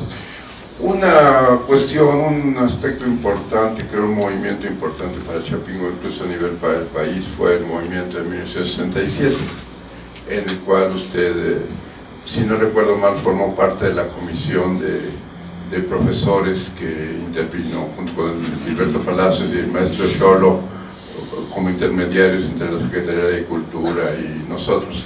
Eso no se ha sabido mucho. Yo creo que ya es tiempo de que sepamos el difícil papel que les tocó a ustedes para mediar en esa situación, y en particular qué fue lo que provocó, qué fue lo que hizo el maestro Xolo que posteriormente le costó que lo expatriaran. Usted que lo acompañó en la comisión, si hizo alguna cuestión, parece que habló con el ingeniero Acosta y le reclamó porque los maltrataron a ustedes. Quisiera saber eso. Digo, es importante el movimiento del 67 porque es el antecedente de 1968, tiene mayor repercusión de la que generalmente estamos pensando. Entonces quería si nos dijera algunas palabras de la acción de la comisión que sirvió de intermediarios entre nosotros y que evitó la represión, contribuyó a evitar la represión contra Chapingo en ese momento. Bueno, sí, efectivamente en el 67 yo estaba, creo que todavía como jefe del departamento de Filotecnia. Se viene una huelga por parte de los estudiantes. Estaba José Taidy Aburto como presidente de la sociedad de alumnos y otros, que es compañero tuyo, ¿no? de la generación. Y entonces esa huelga fue bastante dura y había una actitud por parte de agricultura, del gobierno, vamos a decir, de reprimir para que se acabara la huelga, justamente porque tenían miedo de lo que después pasó, que se extendió por toda la república, que fue las huelgas del 68, por la famosa matanza que hubo el 2 de octubre. Pero entonces ya se veía venir algunas cosas. Entonces había un comité donde estaba yo, que además de ser jefe del parlamento era miembro del consejo directivo. No era el consejo universitario, era el consejo directivo de la ENA. Y ahí estaba el maestro Hernández, estaba algunos más, no me acuerdo. Y entonces todos, como una comisión del propio consejo, fuimos a gestionar que se calmaran los ánimos. Y sí, efectivamente, Cholo era muy bronco, era muy, como se dice vulgarmente, muy claridoso. Y dijo algunas palabras que sí se vieron como insulto para funcionarios. Pero bueno, mientras llega el micrófono para allá, sí le puedo decir un secreto, que ahora sí ya se puede abrir. El secreto es de que el licenciado alcalde, Arturo Alcalde, conocido por todos ustedes, terminó siendo amigo mío y nos llevábamos muy bien. Entonces era mucho más sencillo plantear lo de las huelgas que se venían, porque yo estaba en contacto con el gobierno para los fondos y él estaba con el sindicato. Pero entonces llegué a citarlo para cenar o para tomarnos un cafecito para allá en México, y nos poníamos, mira, se puede esto y esto no se puede, y esto sí conviene y esto no. Presionen por aquí, yo mismo decía, pero por acá no. Adelante. Entonces nos pusimos de acuerdo. Yo creo que eso también es interesante, aprovechar todas las herramientas que uno tiene a disposición. Y además fue una cosa circunstancial, porque resulta que él era compañero de leyes de el abogado que se casó con una prima mía. Entonces alguna ocasión me dijo, mi prima, te invitamos a cenar y va a haber una sorpresa. La sorpresa fue que otro invitado a cenar era el licenciado Arturo Alcalde. Y desde ahí nos hicimos muy amigos. Nos respetábamos mucho a pesar de que estábamos en trincheras distintas. Buenas tardes, doctor. Pues a todos los presentes también los saludo. Bueno, son muy interesantes sus pláticas en cuanto a la situación en la que se vivía la Escuela Nacional de Agricultura, posteriormente la universidad, y sobre todo este aspecto en el cual pues los ingenieros agrónomos prácticamente tenían asegurado un trabajo una vez saliendo de la institución, ¿no? Pareciera que es otro mundo muy diferente al que ahora nos estamos enfrentando, en la que pues desde ahora los mismos profesores nos los van diciendo: prepárense, estudien, realicen contactos, hagan empresas, etcétera, pues para llegar allá afuera y no toparse con la pared de que no tienes trabajo y pues simplemente no sabes qué hacer. Entonces, ante esta situación, yo quisiera preguntarle, en su experiencia como rector, como profesor, como investigador, ¿cuál es en estos momentos y ante la situación política, social que se está viviendo en el país, cuál es la pertinencia del ingeniero agrónomo ya pues como un profesionista del campo, y cuál es pues en muchos aspectos el campo que puede ejercer, o bien cuáles ya son las limitantes propias para la para ejercer su carrera? Bueno, primero dice que parecía que eran dos mundos distintos, el mundo de la agricultura y de la situación del país cuando yo terminé la carrera y el actual. Yo creo que sí, efectivamente eran muy diferentes. Cuando yo terminé, venían aquí a Chapingo, desde luego no en este edificio que no existía, pero venían aquí a Chapingo a ofrecernos trabajo. Yo recuerdo que a mí me ofrecieron trabajar de fitomejorador con la productora de semillas en el Bajío para tomate. También en una plaza en el FIRA para los créditos agrícolas, Ban Rural. Y desde luego yo no quise ninguna de esas porque mi interés seguía siendo la genética y hacer mejoramiento genético, y por eso me fui a lo que me recomendó el maestro Palacios. Pero respecto a la preparación de los agrónomos, yo sigo pensando que la carrera de agrónomo es una carrera muy buena, muy completa, y ahora sí, bueno, todas las especialidades, iba a decirme la de filotecnia, pero luego me van a ver mal los colegas que no son de filotecnia, pero todas son completas. O sea, tiene desde la prepa muy sólidos, maestros buenos, por algo son maestros de tiempo completo prácticamente todos, y en otros lados no, los maestros son de horas de tiempo parcial. Entonces sí hay una formación buena, sólida.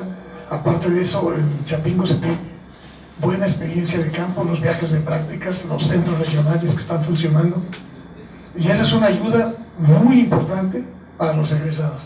O sea, tienen, pues vamos a decir, un cierto punto donde apoyarse en conocimientos quizá mejores que otros egresados de otras universidades.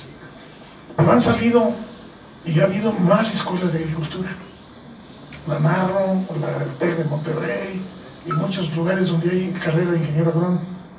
Que la del TEC de Monterrey primero estaba nada más en Monterrey, pero ahora la tienen casi en todas las capitales de los estados, como el TEC de Monterrey. Entonces eso ha saturado un poquito las posibilidades de trabajo. Pero yo creo que no queda de otra más que trabajar duro, conseguir el trabajo, ahora sí lo voy a decir feo, el que se pueda, pero tratar de mejorar, tratar de salir adelante para poder tener acceso a mejores empleos. Hay otra cosa que le han llamado una vía de escape, que es hacer un posgrado. Pues no encuentro trabajo, ya terminé la carrera, pero no tengo trabajo, me meto a hacer la maestría. Que por cierto, no fue mi caso, pero puede ser algunos que digan, no, pues como no tengo trabajo, mejor me pongo a hacer la maestría.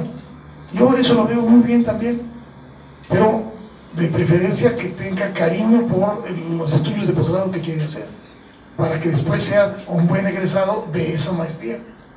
Y es cierto que ya con la maestría se abren un poquito más los horizontes, no mucho porque la situación realmente está difícil, pero yo creo que no queda más remedio. Ahora, no es fácil fundar una empresa, pero es una alternativa que se puede hacer. Desde luego no uno solo, varios. Yo sé que el gobierno ofrece apoyos para los que quieren formar empresas. Entonces sería cuestión de ponerse en contacto con las dependencias que dan apoyos para eso. Tiene diferentes nombres, pero hay apoyos para eso. En las mismas universidades, en la UNAM, por ejemplo, tienen lo que le llaman incubadoras de empresas, que apoyan un poquito cuando está empezando el asunto y luego ya que empiezan a irle bien, entonces ya lo sueltan, ya como una empresa. Pero eso existe, entonces también hay que buscarlo. O sea, lo más importante es de que solos a lo mejor no consiguen mucho, pero otra vez, como dije hace ratito, la unión hace la fuerza. Si se juntan con 3, 4, 5 compañeros o quizá más, y entre todos le echan ganas, otra vez sin pretender yo soy el jefe, no, todos trabajando duro, pueden quizá salir adelante con alguna pequeña empresa, pero no hay ninguna garantía, simplemente es una posibilidad. Pero sí, reconozco que la situación está difícil y digo con toda franqueza que bueno que no me tocó esa situación. Bien, vamos a cerrar con la última pregunta para pasar a la etapa final de este homenaje. Antes que nada, buenas tardes, doctor. Retomando un poco la pregunta del compañero, usted nos mencionó mucho sobre las experiencias que tuvo en el sector productivo y también en el tema de investigación. La pregunta que yo tengo es que ¿cuál es el papel del ingeniero agrónomo actualmente y cuál sería el enfoque que debemos tener a futuro? Bueno, yo creo que el papel es el que siempre ha tenido el ingeniero agrónomo como un elemento con conocimientos técnicos para el desarrollo, ya sea a nivel de cultivos comerciales o a nivel de los problemas de desarrollo agrícola. Es decir, tiene la capacidad el agrónomo chapinguero de poder colaborar incluso con asociaciones de agricultores, asociaciones ahora de ejidatarios, para poderlos apoyar en sus demandas y con sus trabajos técnicos. Ese es un camino que pocos han seguido, pero yo creo que vale la pena que algunos chapingueros lo hagan. Lo han hecho, sobre todo aquí desde justamente como decía antes yo, centros regionales de la universidad. La verdad no sé cómo estén ahorita, pero creo que hacían un muy buen trabajo y sí había contacto con organizaciones de campesinos. Y ahí es donde pueden entrar los egresados, con esas organizaciones. O sea, cuando viene una delegación de campesinos de Chiapas o de Sonora, y vienen con el rector y firman un convenio de apoyo, aprovechenlo. Creo que no se aprovecha lo suficiente.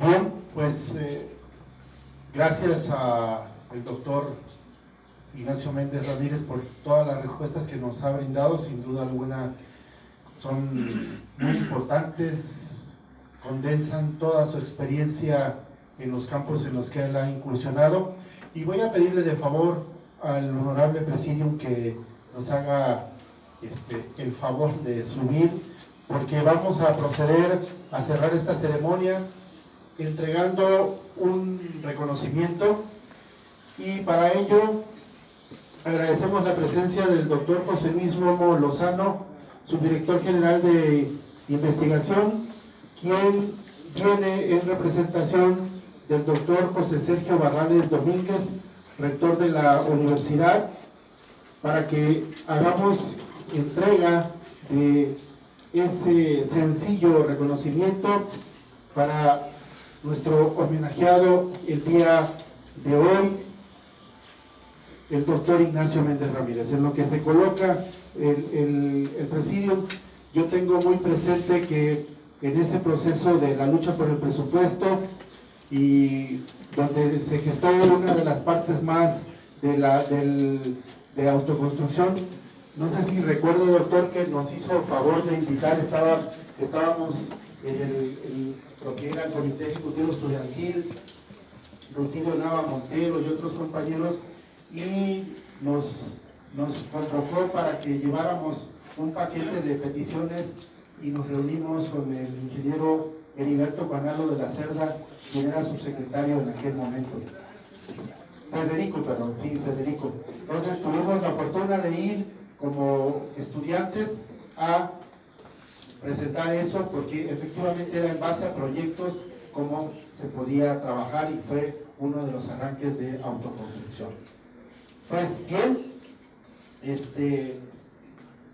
con toda la emoción que tenemos, porque este es un homenaje que, con el perdón de los que me escuchan, creo que nos habíamos tardado mucho en hacer este homenaje, y por fortuna ha llegado el momento de hacerlo. A nuestro querido amigo, ex rector, profesor, investigador, magnífico ser humano, el doctor Ignacio Méndez Ramírez. Y en ese sentido le cedo la palabra al doctor José Luis Horno Lozano, si quiere acá o allá está el micrófono, para que nos brinde unas palabras y haga la entrega de este reconocimiento. Buenas tardes a todos. El doctor Sergio Parrales, por mi conducto les pido una disculpa, tuvo un asunto de esos asuntos inevitables y por eso estoy en su representación en este momento. Antes de proceder a la entrega de este reconocimiento al doctor Ignacio Méndez, deseo rescatar de manera muy breve dos momentos de los muchos que sin duda hay por rescatar en su experiencia dentro de nuestro conocimiento. También pido una disculpa porque estos dos momentos son estrictamente de carácter personal. El primero de ellos es que yo me estrené como funcionario en esta universidad después de haber recién terminado la maestría en Economía Agrícola, Economía del Desarrollo Rural aquí en Chapingo. Fui la primera mitad de su mandato como rector, fui tesorero general de la universidad. Y como tal quisiera recordar dos aspectos que a mí yo todavía los guardo siempre. El primero de ellos es una enorme sencillez del doctor Ignacio Méndez para todos sus colaboradores. Yo lo conocía muy poco, acababa de terminar mi etapa como estudiante. El maestro Méndez, el doctor Méndez, siempre ha sido una persona muy alta, imponente. Diría yo era un jovencito todavía, aunque no lo parece. Pero lo recuerdo, una altura imponente, pero además una personalidad también muy, muy imponente. Y el choque de esa impresión inicial al acercarse a él era su enorme sencillez. Yo siempre la recuerdo como algo muy valioso. El otro aspecto que recuerdo de esa experiencia como funcionario colaborador de él fue también la enorme transparencia como persona. Como tesorero, pues yo tenía la responsabilidad de hacer fluir los recursos financieros de esta universidad, y puedo decir que jamás hubo el más mínimo viso de algún problema de desvío o algo semejante, o corrupción. Y esa es otra de las grandes cosas que se deben señalar con mucha claridad, que yo recuerdo del doctor Méndez. Un segundo aspecto que se puede destacar de su experiencia, también es de carácter personal, es que su participación, me tocó vivir alguna parte de ese proceso de la División de Ciencias Forestales como maestro y como parte de los maestros fundadores de la carrera de licenciatura en estadística. Y me tocó ver también la participación del doctor Méndez al revisar los primeros documentos que se generaron allí a la cabeza con el doctor Samudio Sánchez, y él nos hizo el favor de darnos luz en muchos de los aspectos que estábamos conformando para la carrera. De manera que, sin duda, habrá muchos otros aspectos que podemos rescatar, pero no quiero abusar más de su tiempo y enseguida procedo a hacer entrega de este reconocimiento por su participación en este evento con nosotros.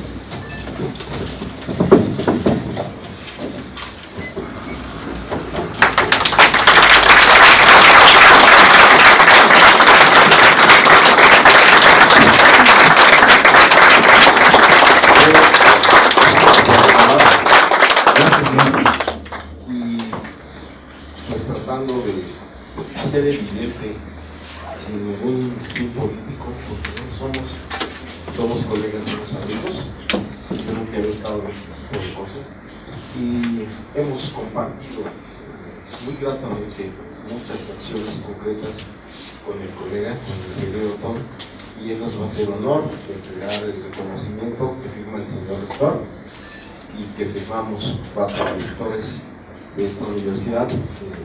De irrigación, agroecología, fitotecnia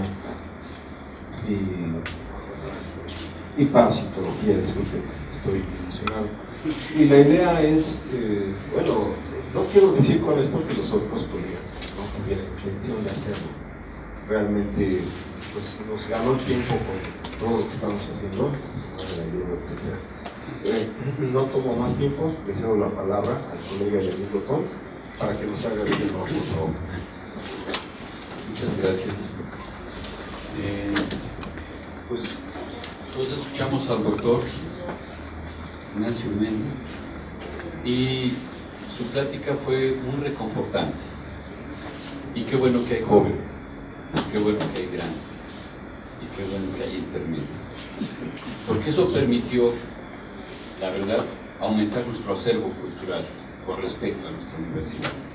A veces los jóvenes que están aquí no saben que esta universidad ha sufrido, y también con ello los actores principales. ¿Quiénes son esos actores? Los rectores, que a veces, como dice aquí el maestro, los insultan, les mientan la madre, ¿verdad? Y tienen que venir y pararse frente a la comunidad de académicos, de estudiantes y de administrativos y decirles: no se puede, o bien, sí se puede, pero no saben que atrás hay un gran esfuerzo, una gran gestión.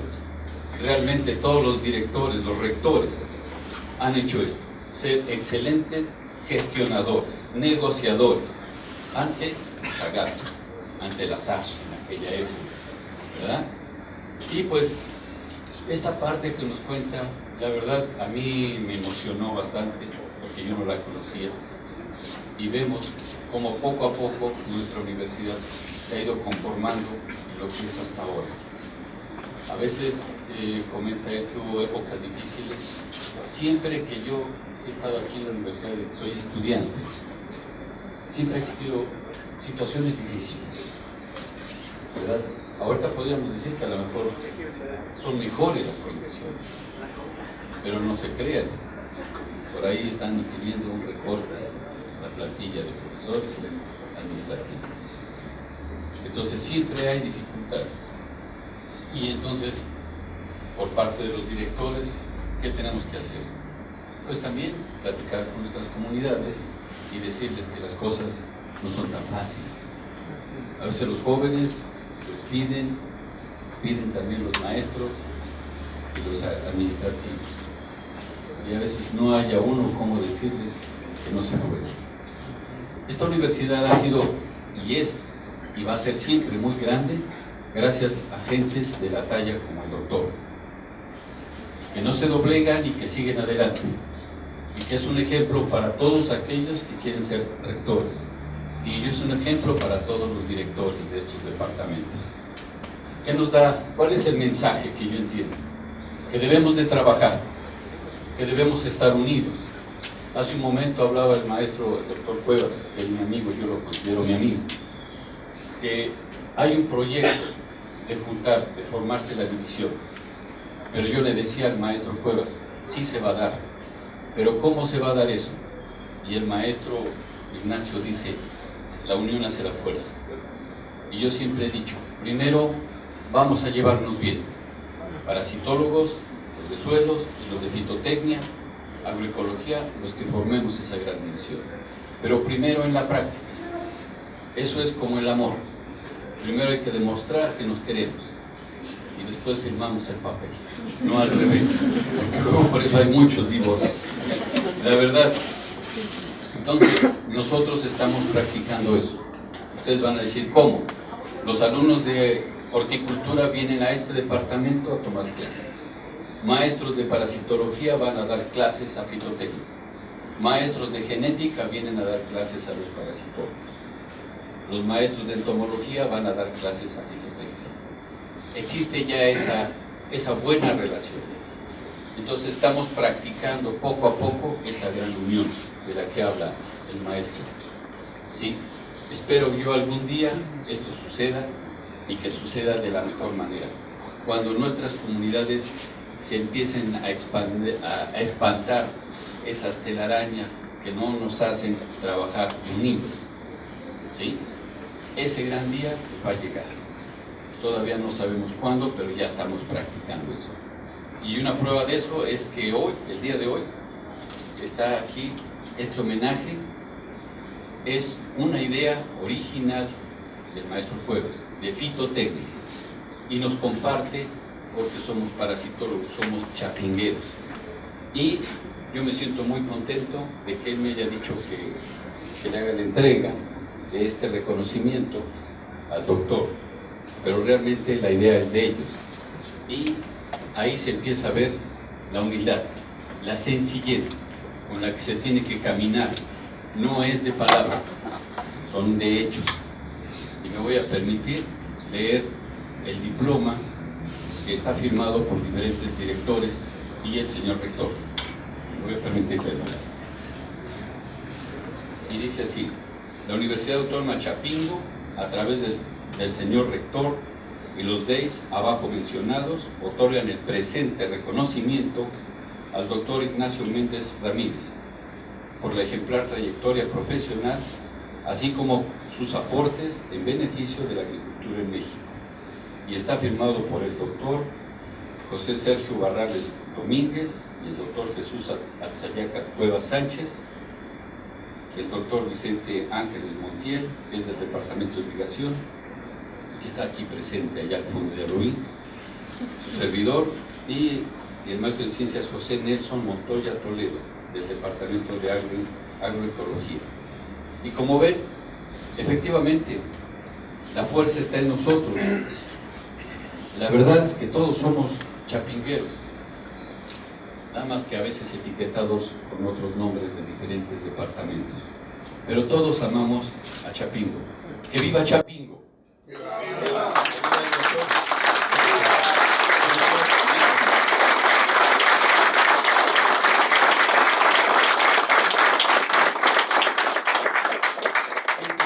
Gente como el doctor necesitamos en todos los departamentos, y que estén más rectores así.